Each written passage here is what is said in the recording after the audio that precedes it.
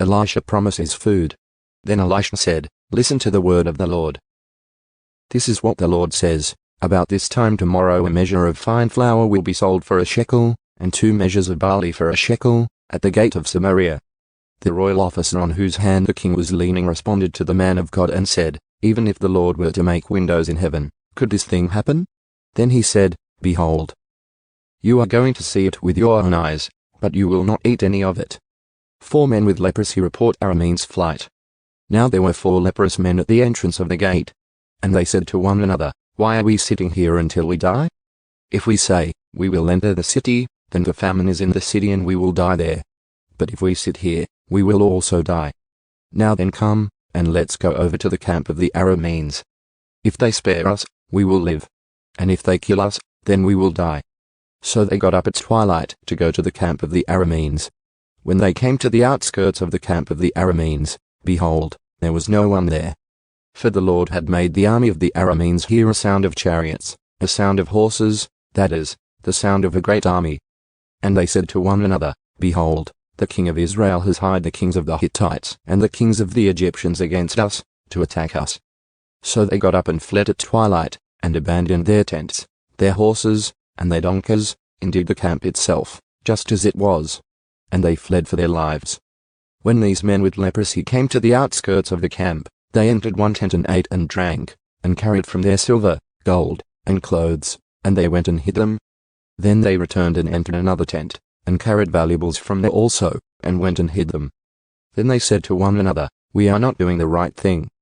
This day is a day of good news, but we are keeping silent about it. If we wait until the morning light, punishment will overtake us. Now then come, let's go and inform the king's household." So they came and called to the gatekeepers of the city, and told them, saying, "We came to the camp of the Arameans, and behold, there was no one there, nor a human voice. Only the horses tied and the donkeys tied, and the tents just as they were." And the gatekeepers called and announced it inside the king's house.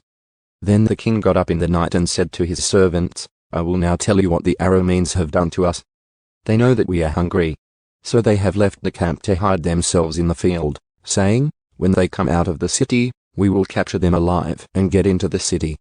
One of his servants responded and said, "Please, have some men take 5 of the horses that remain, which are left in the city.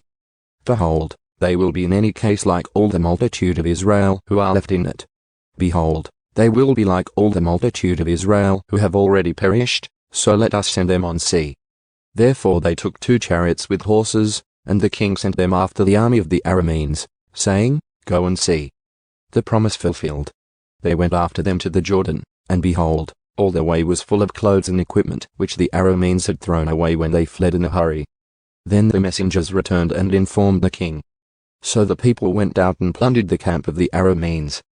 Then a measure of fine flour was sold for a shekel, and 2 measures of barley for a shekel, in accordance with the word of the Lord. Now the king appointed the royal officer on whose hand he leaned to be in charge of the gate. But the people trampled on him at the gate, and he died, just as the man of God had said, who spoke when the king came down to him.